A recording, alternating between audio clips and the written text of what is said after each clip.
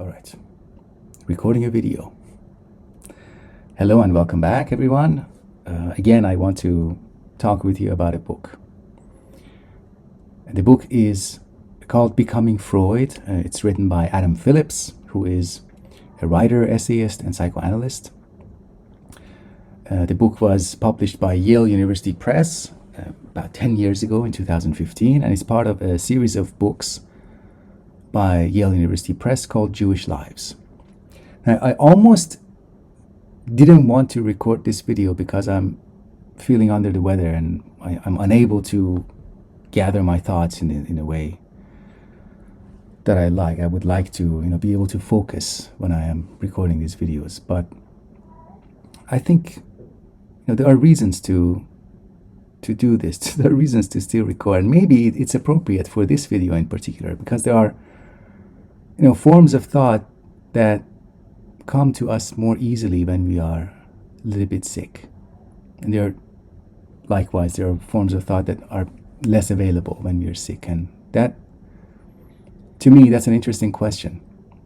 What it is that I can still think about, what it is that I can still be clear about when I am sick or when I am stressed or when I'm angry, It's not that we cannot think straight or we cannot think clearly or we cannot focus when we are not feeling our usual selves. It's that things become different. Different things become available to thought and to our consciousness. So anyways, Becoming Freud by Adam Phillips. This book is supposed to be a biography of Sigmund Freud, but it's not really a biography, but we cannot say that it's not a biography. It is instead, we can say that it is an answer to the question of biography. It's like somebody goes to Adam Phillips and says, Dr. Phillips, could you please write a biography of Sigmund Freud? I think it's time for another biography of this great man, and you would be perfect for this. And instead of giving a clear yes or no answer, Phillips, I imagine him taking up the position of a psychoanalyst and saying, let's talk about that. Let's talk about why you would like to see another biography of Freud. And he's saying that to us as we are reading this book. He's saying, let's examine that you examine the reasons and the challenges for having a biography of Freud. Both technical challenges and challenges in principle with telling a life story. So another way of saying what I just said is to say that Adam Phillips is flirting with the idea of writing a biography. And flirting is something we do when we are not giving a yes or no. We are not committing to something that we are flirting with or someone. When we flirt, we are engaging with the possibility of disengaging, always being there. Maybe always the next moment will be the moment when we disengage. We show that we were not really committed. So he's flirting. In fact, flirtation is a theme that Adam Phillips is interested in. He has a book, I think his third or second book, one of the first three books that he wrote is, I think, called On Flirtation. And I might discuss that in a future video. If you're interested in hearing a discussion of that book on flirtation, let me know in the comments. So he's flirting with the idea of writing a biography of Freud, and he's doing it through that attitude. He points out the problems, you can't really tell a life story, you can't tell a definitive life story. There are always problems with telling a life story, and it's as much about when you're putting together, when you're making up a biography, you're putting together bits and pieces, facts of a person's life in a way that are not already, those bits and pieces are not already connected in a way that pieces of a story are connected. You are putting them together, and in that process of putting them together, you are revealing some things, but also hiding some things. You're deciding to leave some things out. And in general, storytelling and telling stories about our lives and other people's lives, and maybe stories of our relationships, they involve coping. Storytelling is one of the ways in which we cope, as Phillips argues here, one of the ways in which we make sense of our lives, we make our lives a little bit more sensible, a little bit easier to understand and deal with, is through making up stories. And before I get into the actual text and read a little bit with you and comment more closely with reference to particular passages from the book, I want to compare and contrast this book, Becoming Freud, with Jonathan Lear's book, which I discussed in my previous video. Jonathan Lear's book is fantastic. It's a great work of scholarship. It expresses Lear's distinct appreciation, his unique sympathy and appreciation of Freudian thought, the task of psychoanalysis. But there's something that Jonathan Lear is leaving out of his treatment. And that thing that Jonathan Lear is leaving out is the exact thing that Adam Phillips is bringing in so wholeheartedly, so completely. He's making Adam Phillips, in contrast to the philosophical style and very clear, neat, systematic style of Jonathan Lear, Adam Phillips ensures that his style is aligned and in touch with the thing that he's discussing. That there's the thing that he is appreciating and he's expressing his appreciation for. But his style of showing that appreciation is also coming from there. Imagine that you're reading a book about poetry. There are two books written about poetry and about how the authors are appreciating the beauty of poems and the task of poetry. One of them is in prose and very clear, but the whole book is written in prose. The other one is written in poetry, a book of poetry that explores the author's appreciation of poems. The second one is closer, analogous to Adam Phillips's book. When I read a little bit from the book, you will see, this video is meant to give you a good sample of Adam Phillips' style, among other things. So let's begin.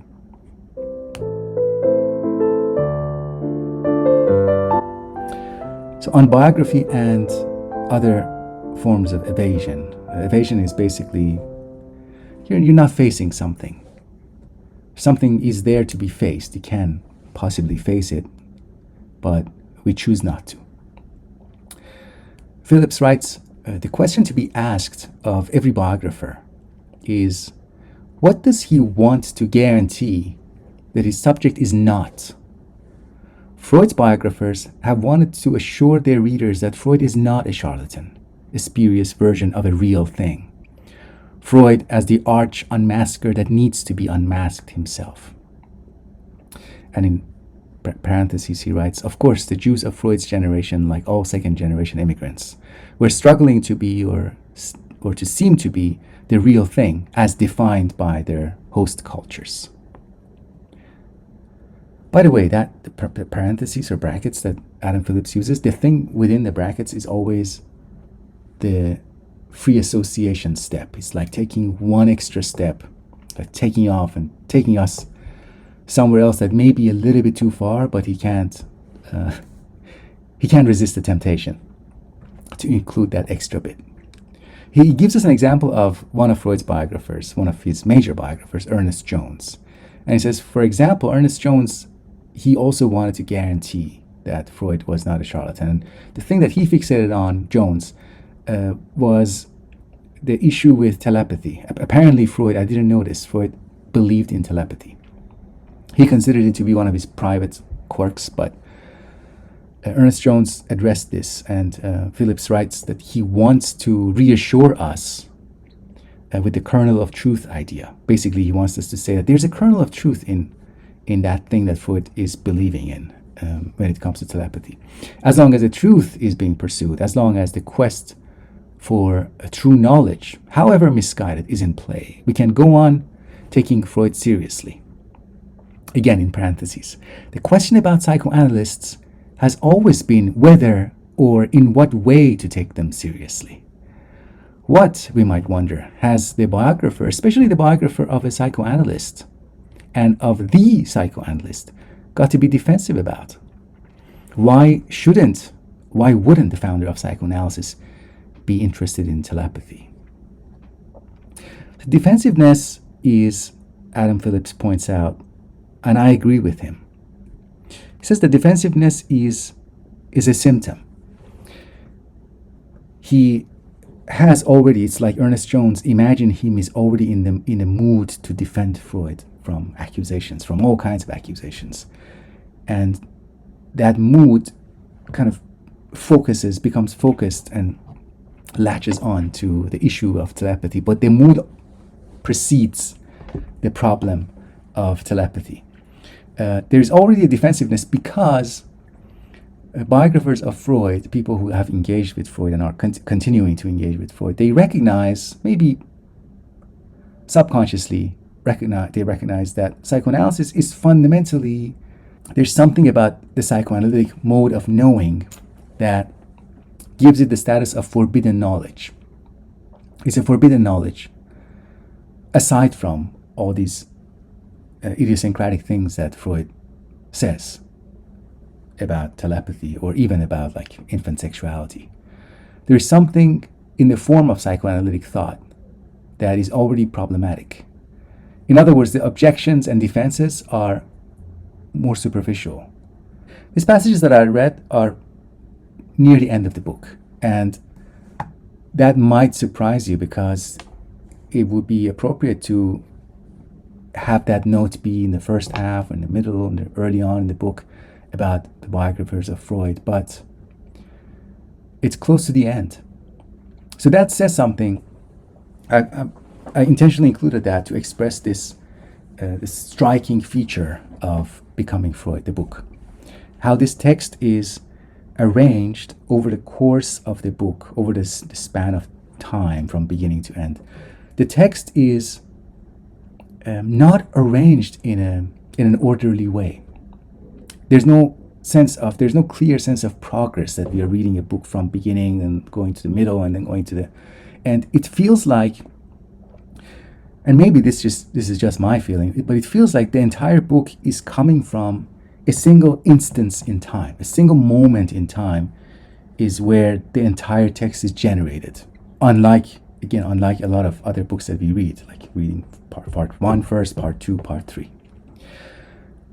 What is strange about this quality is that Adam Phillips is interested in narratives. He's discussing narratives extensively here. He's interested in turning points in a person's life, in Freud's life. Turning points that push the narrative forward or take a narrative in a particular direction. But the reason for that quality, I think, is that Phillips is occupying a position that is pre-narrative. He's not immersing us into a narrative. He's taking a step back and taking us to a place that, from that place, we can see the decisions about constructing and making up a story. He's occupying that place, the place before the narrative, and that place feels like it is timeless, that place from which he's writing. And this is not, what I'm talking about is not a necessarily esoteric topic. If you think about your own life, if you think about maybe in your life people have asked you questions about why you chose a particular major. Why did you choose to study philosophy? Why did you choose to study psychology? Why did you choose to study engineering? Why did you start this romantic relationship with that person? Why did you decide to end the relationship? Think about the way in which you respond to questions like that. We make up a story, and that story becomes the official story. Say, I was interested in psychology because I was interested in human mind and behavior, or I wanted to study emotions, and that was the impetus, my initial motivation. But that doesn't really capture the entire story. There are alternate stories. There are alternate stories that include our relationships. Maybe there was a special teacher that you had, and teacher inspired you in a way that is difficult to talk about. There is like an intimate friendship you had, and the friendship involved a kind of rivalry and competition and comparing yourself with a friend, and that maybe motivated you to pick a subject in university. Maybe there are fantasies, desires, and those are usually not included in our official stories, the way we deal with the facts of our lives. So Phillips writes, the psychoanalyst is a historian who shows us that our histories are always the way we conceal the past from ourselves, the way we both acknowledge it and disavow it at the same time. To disavow it is to simplify it. To acknowledge it is to allow complications. Freud is not saying that psychoanalysis has revealed new facts, but it has revealed new aspects of the facts. The facts were always there, but now we can see them differently. What complicates the facts, in Freud's view, is what he will come to call unconscious desire. He will show us how and why we bury the facts of our lives, and how, through the language of psychoanalysis, we can both retrieve these facts and describe them in a different way. We spend our lives, Freud will tell us, not facing the facts of our history in all their complication, and above all, the facts of our childhood. Imagine you're going to psychoanalysis and your friend or your family member will ask you, "Why are you going to psychoanalysis? Why you're letting your mind be fixated on the past, fixated on your childhood?" The point is not to go back to the past. It is to be able to gain the ability to describe the facts of our childhood in a different way, to liberate ourselves from a fixed way of feeling about them, which tends to be unconscious. In this book, while we are learning about Freud's life and his temperament, and some of his decisions and relationships, we are at the same time, in parallel, becoming aware of the practice or technique or method of psychoanalysis, the psychoanalytic practice, and how that is a collaboration between the analyst and the analysand. Psychoanalytic treatment or psychoanalytic practice involves a particular kind of silence. It's a very special kind of silence because it's the silence that listens. If you are, fortunate enough to get into psychoanalytic treatment with a good analyst, you will see this, how the quality of silence that is listening invites you to speak, and the way that you can speak in that silence, the way that silence addresses you, opens up the mind to different ways of exploration. You become more daring. You take steps that you wouldn't otherwise take, probably. I mean, for people who need to take those steps, maybe they need the psychoanalytic situation to take those steps. Anyways, let's return to the book. Phillips writes, looking attentively, repeatedly, lets the object speak, even when we are listening to inanimate objects. Looking attentively, repeatedly, lets the object speak. It reveals itself through the quality of the attention given to it. The project is to let things and people, and the impersonal things of which people consist, be evocative such that they seem to speak for themselves. In addition, there's one more piece here. The analyst is a doctor, but sounds like a short story writer. A person who is treating patients begins to realize that he is a patient himself. A person who, in joining the medical profession, begins to estrange himself from it. A person without a discernible tradition to align himself with. A person who assimilates and refuses assimilation at the same time. Non-belonging, those aspects that don't belong in the official story, they can come out, both in the analysand, the patient, and in the doctor, strangely enough. So this weekend we are starting with our reading group, starting to discuss a little bit of Freud with the book Civilization and Its Discontents, or as my friend Robert Bashara pointed out, The Malaise of Culture, a closer translation. Phillips writes, Freud's words for the individual's alternative to culture, the oppressions of culture, for his inevitable protests about assimilation, were to be sexuality and wishing, and psychopathology and the death instinct, the private utopianism of everyday life, the individual's cry of the heart against the necessity of civilization, of acculturation. So Freud sees an opposition, an essential opposition between the individual and culture. Inescapable. For Freud, the child was also the figure of the immigrant, the relatively helpless one who has to live to find a way of living in other people's regimes. It was, of course, as a child in his own family that he would have first both witnessed and experienced the myriad frustrations and the rationalizations and justifications and explanations of these frustrations of his Jewish community. Jumping ahead a little bit now, directly discussing hysteria. Hysteria, Freud was realizing through his work with Breuer, Joseph Breuer, was a way of surviving modern family life, though not, in its worst cases, a way of reproducing it. Critics of the family were called hysterics.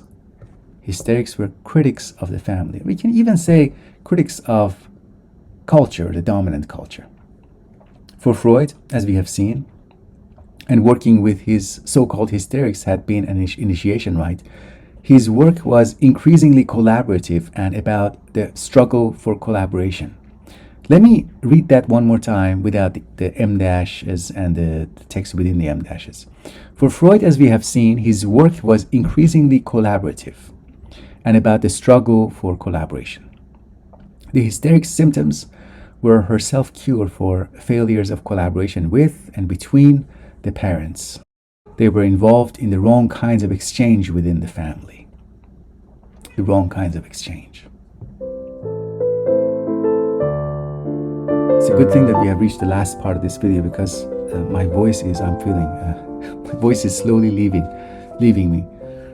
So let's read final few passages from Adam Phillips.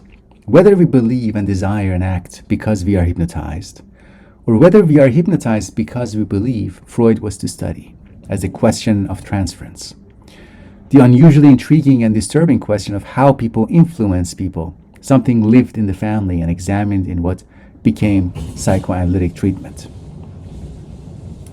It was the way in which people captured each other's imaginations, the defining irrationality that people evoked in each other, the secret communications between people that fascinated Freud. And that would be the founding perplexity of psychoanalysis. Now, a little bit about Freud's relationships and the turning points. Sometimes you meet a strange person maybe in your life, and the strangeness of this person will open up a side of your mind, a creative side of your life, or maybe it helps you imagine that maybe you can be a little bit more weird, a little bit stranger, a little bit closer to who you are supposed to be, inspired by the weirdness of your friend. And this was, I would say, this is my summary of the effect of Wilhelm Fliess on Sigmund Freud. We read, between the older men that Freud admired and courted and the younger men and few women who would soon admire and court him, there was then the unusual Wilhelm Fliess, just 2 years younger than Freud, who would be the bridge, as it were, between the young Freud and the first great psychoanalyst he was to become. Phillips also argues that becoming Freud had a lot to do with Freud becoming interested in himself in a particular way, being interested in his dreams, his private, intimate moments and desires.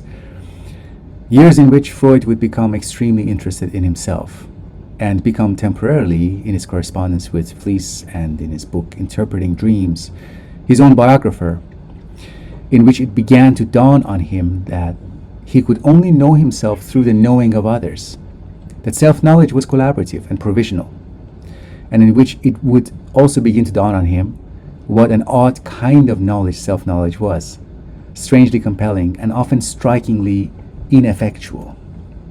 So good. Again, a little bit on inspirations. Brucker and Breuer, in their very different ways, had been respectable professional men, beyond reproach in their given scientific disciplines. Beginning with Charcot, not to mention the hysterical and so-called mentally ill patients that he treated, Freud was increasingly drawn to the more eccentric, less reputable types.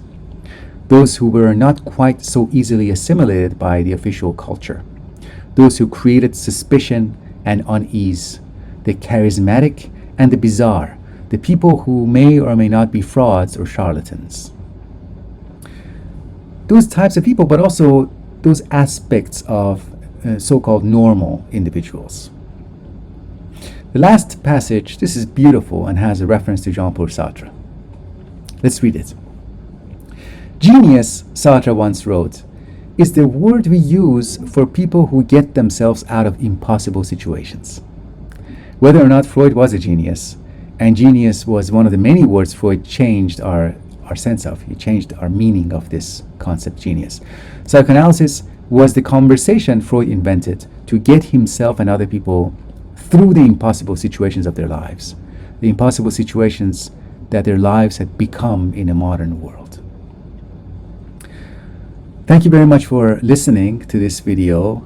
I hope that being sick didn't damage the quality of the video too much. If you're interested in hearing more about this book, my friend Javier Rivera has also a discussion or review of this book, Becoming Freud. I will have a link in the descriptions of this video to Javier's video as well. I think I watched that soon after he uploaded it a couple of years ago. I might go back and listen to that. Javier inspired me to spend more time with Adam Phillips, and I think I didn't know about this book before Javier mentioned it to me, or mentioned it publicly in his video. Well, thanks again. I'll stop here and speak with you next time.